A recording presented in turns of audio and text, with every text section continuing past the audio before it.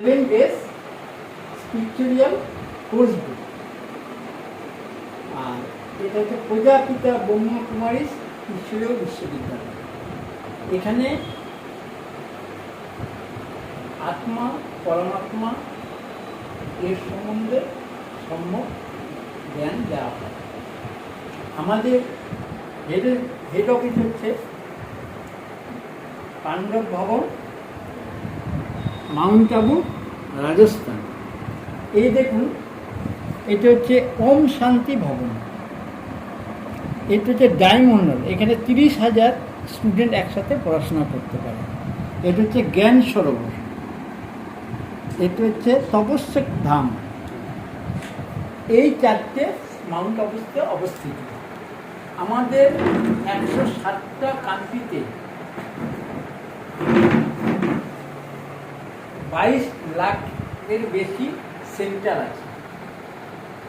এর মধ্যে খ্রিস্টান কান্ট্রিতে 130, মুসলিম কান্ট্রিতে 40, 170-এর মতো, আর ভারতবর্ষ ছাড়া। আমরা যেরকম অনেক স্টুডেন্ট, কেউ মেডিকেল কলেজে ভর্তি হয়, কেউ ইঞ্জিনিয়ারিং কলেজে ভর্তি হয়, কেউ ল কলেজে ভর্তি হয়। কিসের জন্য? ইঞ্জিনিয়ার হওয়ার জন্য, ডাক্তার হওয়ার জন্য, লয়ার হওয়ার জন্য। এইখানে এটা হচ্ছে গডলি ইউনিভার্সিটি, এটা ঈশ্বরের বিশ্ববিদ্যালয়। এখানে এই পড়াটা সময়টাই করা হয় মানুষের থেকে দেবতা তৈরি করা হয়। আর এইটা করতে গেলে এখানে 7 দিনের একটা কোর্স আছে, যে কোর্সটা আমরা প্রত্যেকেই করি এবং বিনা পয়সায়, নিঃশুল্ক। এখানে কোনো পয়সা নেই। সারা জীবন এখানে 8 থেকে 80 বছর পর্যন্ত স্টুডেন্ট ভর্তি হতে পারে এবং সারা জীবন বিনা পয়সায় পড়তে পারবে। ঠিক আছে? এই দুইজন এসছেন, ওনারা দুইজন ওনারও বিশেষও আছে, কিন্তু আসতে পারেনি। আমরা আজ থেকে এই কোর্সটা শুরু করছি। প্রথমে আপনারা লক্ষ্য করবেন, আপনিও দেখবেন, ঠিক আছে? এটা হচ্ছে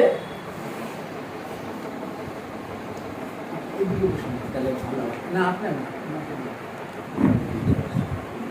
এটা হচ্ছে আত্মা। আত্মা হ্যাঁ, ইউ আর এ সোল। ঠিক আছে? আত্মা হচ্ছে ভিডিওটি ঠিক এই জায়গাটা থাকে। আত্মার 3টে জিনিস থাকে আত্মার মধ্যে। এক হচ্ছে মন, দ্বিতীয় হচ্ছে বুদ্ধি, তৃতীয় হচ্ছে সংস্কার। মনের কাজ হচ্ছে চিন্তা করা। মন 4 রকম চিন্তা করে 1 মিনিটে, 35টা চিন্তা। 4 রকম কিরকম? এক হচ্ছে পজিটিভ, দ্বিতীয় হচ্ছে নেগেটিভ, তৃতীয় হচ্ছে আননেসেসারি, চতুর্থ হচ্ছে ওয়েস্ট। পজিটিভ থিঙ্কিং কোনটাকে বলা হচ্ছে? যাতে আপনাদের উন্নতি হতে পারে, সমাজের উন্নতি হবে, দেশের উন্নতি হবে, এই বিশ্বের উন্নতি হবে, সেই চিন্তাটা হচ্ছে পজিটিভ চিন্তা। তার যেটাকে বলা হয় পজিটিভ ভাইব্রেশন। তারপরে নেগেটিভ চিন্তা। নেগেটিভ হচ্ছে ব্যর্থ চিন্তা, যে চিন্তাটা আমাদের শরীরের পক্ষে, মনের পক্ষে এবং সমাজের পক্ষে, দেশের পক্ষে, সোসাইটির পক্ষে, বিশ্বের পক্ষে ক্ষতিকর। যেরকম আমরা কোনো জায়গায় গেলাম, দেখলাম ওখানে কিছু আলোচনা হচ্ছে। সেটি আলোচনা যে ব্যর্থ আলোচনা, যেটা প্রয়োজন নেই, যেটা আপনারা চারিদিকে দেখতে পাচ্ছেন, যে চারিদিকে যে এত রাজনৈতিক ভাবে এইসব করছে। এটা কিন্তু এটা করে আমাদের কিন্তু উন্নতি না, অবনতি হচ্ছে। তাতে কি হচ্ছে?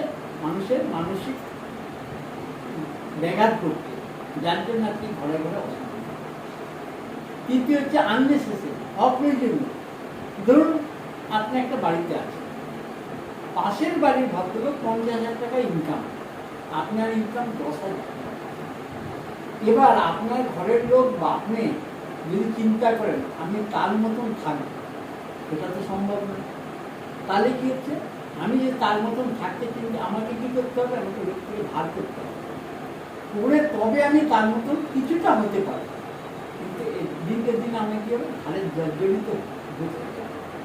তাহলে এটা হচ্ছে অপ্রয়োজনীয়, মানে আননেসেসারি। আমার যা আছে তাতে আমি যদি সন্তুষ্ট থাকতে পারি, তাহলে ঘরের শান্তি আমার ক্ষমতা।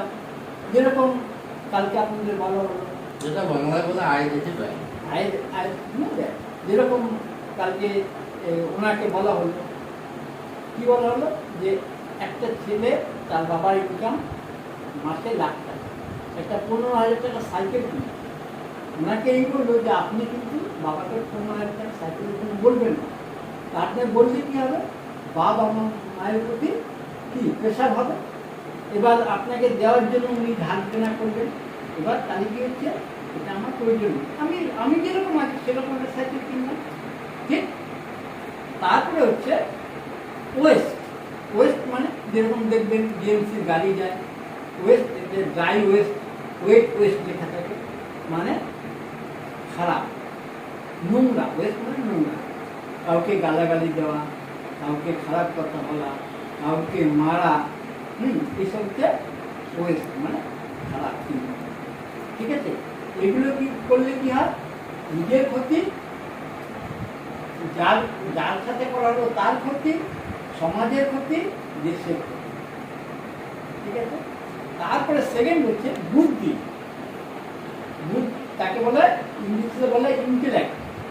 বুদ্ধির কাজ হচ্ছে নির্ণয় করা, কোনটা সঠিক, কোনটা বেঠিক, কোনটা করলে ভালো হবে, কোনটা করলে, এই নির্ণয় শক্তিটার কাজ হচ্ছে বুদ্ধি। বুদ্ধির কাজ হচ্ছে, বুদ্ধি আর মন একসাথে থাকে।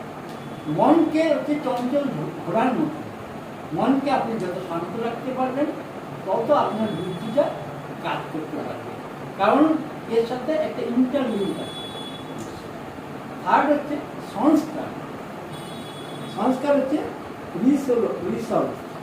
এই সংস্কার কি, আমরা যখন জন্ম হয় আমাদের, তখন আমরা আগামী গত জন্মের সংস্কার নিয়ে এই জন্মে আমার জন্ম হয়। যেরকম একটি উদাহরণ বলি, সকাল 10টার সময় 4টে ছেলের জন্ম হয়, 1 সেকেন্ড তফাৎ নেই। একটা বিল্লা কোম্পানির ঘরে জন্ম হলো, একটা ক্লার্কের ঘরে জন্ম হলো, একটা রিস্কাওয়ালার ঘরে জন্ম হলো, একজনের ভিকিরি ঘরে জন্ম তো হলো একই সময় 4জন, তাহলে 4জনের ভাগ্য 4 রকম। সংস্কার আলাদা। এই যে সংস্কার, যে আগের জন্য যে কর্ম করেছে সেইভাবে কিন্তু তার জন্ম হয়েছে, সংস্কারটা নিয়েই জন্ম হয়, আগের জন্মের সংস্কার নিয়েই জন্ম হয়, ঠিক আছে। যেরকম দেখবেন, আর একটা উদাহরণ বলি, রাজার ঘরে যে জন্মায় তার চাল চলন কিন্তু রাজস্ব। কেন? তার আগের জন্মের সংস্কার। এবার এইখানে আমরা সংস্কারের ব্যাপারে কেন বলা হচ্ছে, আমরা এখানে সংস্কার পরিবর্তন করা হয়। এই যে ভগবানের ইউনিভার্সিটিতে আপনার সংস্কারগুলোকে পরিবর্তন করা হয়। কীভাবে? আমাদের যে আসুরি সংস্কার আছে, যে সংস্কার বর্তমানে চারিদিকে আছে, এই সংস্কারকে মুক্ত করে আমাকে দৈবী সংস্কার ধারণ করতে হবে। যেরকম উদাহরণ বলি, এই যে দেবদেবীদের দেখছেন আপনারা, দেবদেবীরা কিন্তু আমাদের মতো দেখছে, আমাদের থেকে আলাদা কিছু। ওদের 2টো চোখ, 2টো কান, একটা মুখ, নাক, 2টো হাত, 2টো পা, তাই তো। কিন্তু আমরা তাদের দেবদেবী বলে পুজো করি জানি, তাদের দৈবী সংস্কারের জন্য। তাহলে এখানে কি শিক্ষা দেয়? এখানে স্বয়ং ভগবান এসে পড়ায়, স্বয়ং আল্লাহ এসে পড়ায়, স্বয়ং গড এসে পড়ায়। কারণ আল্লাহ বলুন, গড বলুন, খোদা বলুন, ঈশ্বর বলুন, ভগবান বলুন, পয়েন্ট অফ লাইট বলুন, আর পাঞ্জাব শিখ ধর্মের লোকের এক ওঙ্কার, উনি একজন। বিভিন্ন ধর্মের লোক ওনাকে বিভিন্ন নামে ডাকে, কিন্তু উনি নিরাকার। যেটা জ্যোতির্লিঙ্গ। আমরা এসেছি এখানে আমাদের যে এখন বর্তমান যে সংস্কার আছে তার পরিবর্তন করতে। আমি যদি এই দৈবিক গুণ সংস্কার ধারণ করতে পারি তবে আমি দেবদেবতা হতে পারবো। যেরকম আমি ইঞ্জিনিয়ারিং কলেজে করতে পারি, মেকানিক ইঞ্জিনিয়ার, আমি যে মেকানিক ইঞ্জিনিয়ারের সব সাবজেক্টে পাস করি তবেই কিন্তু আমি ইঞ্জিনিয়ার হতে পারি। আমি ডাক্তারি করতে গেছি, আমি সার্জিক্যালের ডাক্তার হবো, সার্জিক্যালের যত কিছু আছে প্লাস ডাক্তারি যা আছে সব কিছু করলে তবে আমি সার্জিক্যাল ডাক্তার হবো। এবং এইটাও একটা কথা, একটা দেখবেন একটা ডাক্তার ডেলি 50,000 আয় করছে, একটা ডাক্তার 30,000, একটা ডাক্তার 10,000, একটা 2,000, তারতম্য আছে। এইখানে ইউনিভার্সিটিরও 4টে সাবজেক্ট: যোগ, জ্ঞান, ধারণা, সেবা। এই সাবজেক্টে পাস উইথ অনার, মানে 90% না মার্কস পাবে, সে হাই গ্রেডে কোয়ালিফাই দেবদেবী হবে। আর 33 কোটি দেবদেবী মানে কি? সে 33 কোটি দেবদেবী কিন্তু কোনো পুজো হয় না। আপনি দেখবেন 50 কি 60টা দেবদেবী আমাকে দিবে। কেন? আমরাই জানি না, নামই জানি না, কিন্তু দেবদেবী। তাহলে কিরকম দেবদেবী? ওই স্বর্গের যে লক্ষ্মী নারায়ণের যে রাজত্ব হবে সেখানে নকুরটা আক্রমণ হবে। এবং যেহেতু এটা স্বর্গ, সেটা সবাই দেবদেবী, কোয়ালিটি দেবী। যে মুকুটটাকে সেও দেবদেবী, কিন্তু ওই কোয়ালিটি। তাহলে এখানে আমরা এসেছি সংস্কার। আর আত্মার কাজ কি? আত্মার ডিউটি এইখানটা। এখানে দেখছেন এই যে দেখুন নিচে একটা গাড়ি দেখানো হয়েছে। এই যে গাড়িটা, ড্রাইভার ছাড়া কি গাড়িটা চলবে? চলবে। গাড়িটা চালাতে গেলে একটা ড্রাইভার। সেরকমই আমাদের দেহরূপী গাড়িটাকে চালাবার জন্য আত্মা যখন শরীরে আছে তখন দেহ সচল, আত্মা বেরিয়ে গেলে যে নিষ্ক্রিয়। আরেকটা ছোট্ট উদাহরণ বলি। একটা লোক, একজন ভদ্রলোকে, আত্মা যদি বেরিয়ে যায় তাকে শুনেছিলাম প্লান্টের পদ্ধতিতে কিছুক্ষণের জন্য আনা যায়, এটা কি সত্যি? আপনার ধারণা? না, তাকে আনা যায় না। কিন্তু শরৎচন্দ্রের একটা উপন্যাস এই শুনুন, হ্যাঁ বলুন বলুন, লিখেছে যে প্লান্টেড করে উনি কথাবার্তা বলছেন। এইটাকে বলা হয় ঋদ্ধি সিদ্ধি। আচ্ছা, শাস্ত্রেতে যা কিছু আছে সেটা হচ্ছে কোনো দেহধারী লিখেছে, কোনো লোক লিখেছে, আপনি বলুন তো, আপনার আগের জন্মে কথা আপনার মনে আছে? আমরা আগের জন্মের কথা মনে রাখতে পারছি না। তাহলে যখন সত্য যুগ, ত্রেতা যুগ ছিল, দাপর যুগে শাস্ত্র লেখা শুরু হয়, তাহলে সত্য ত্রেতা যুগের ওরা কাহিনী কি করে লিখবে? সত্যি কথা, শাস্ত্রতে লেখা আছে যেগুলো, সেগুলো আমাদের যাতে পাপ অনাচার অবিচার না করতে পথে না যায়, সেই জন্য যারা আগে মুনি ঋষি ছিল বা আপনার যারা ধর্মস্থাপক, হ্যাঁ, তারা এসে এইগুলো বলে গেছে যে এইটা করণীয় করলে ক্ষতি হবে। কিন্তু বাস্তবটা হচ্ছে আত্মা যখন এই দেহ থেকে বেরিয়ে যাবে তার জন্য কিন্তু একটা গর্ভ তৈরি থাকে অলরেডি। যারা মা হয়েছেন তাদেরকে জিজ্ঞেস করবেন, তারা যখন গর্ভবতী হন 3.5 মাস পরেও কিন্তু ওরা ভারী ভারী মনে করে, কিন্তু সন্তান যে আছে এটা বোঝা যাবে না। কারণ এটা রক্ত মাংসের একটা পুতলার মতো, হাত হবে, পা হবে, সব হবে, কিন্তু নড়তে চলতে পারবে না। কেন? মানে আপনি বলতে চাইছেন 3.5 মাস পরে আত্মা আসে? ইয়েস, ওই আত্মাটা প্রবেশ করবে। 3.5 মাস পরে প্রবেশ করলেই তখন মা বুঝতে পারবে নড়াচড়া করছে, পেটে নড়াচড়া করছে, তখন না আমার সন্তান। 3.5 মাস আগে কিন্তু আপনি যে কোনো মাতাকে দিয়েছিলেন। এবার প্রশ্ন হচ্ছে যে বললাম 4টে ছেলে 4 মেয়ে, এই যে দেহটা ত্যাগ করবে, মহান ব্যক্তি দেহ ত্যাগ করবে, তার কিন্তু জন্ম হবে মহান বড় ঘটনা। যে একটা ফুল করলো তার এমন জন্ম, তার একটা হয়তো হাত নেই, যে আমরা দেখি হাত নেই পা নেই, যে জন্ম হয়েছে দুঃখ হয় আমাদের, কিন্তু তার কর্ম মুশকিল। যে হাত দিয়ে সে ফুল করেছিল সে হাতটাই তার থাকবে না। এটাই বাস্তব। যেরকম বলা হয় রাবণের 10 মাথা। আর একটু উদাহরণ দিই। এই ছবিটা ভালো করে দেখুন।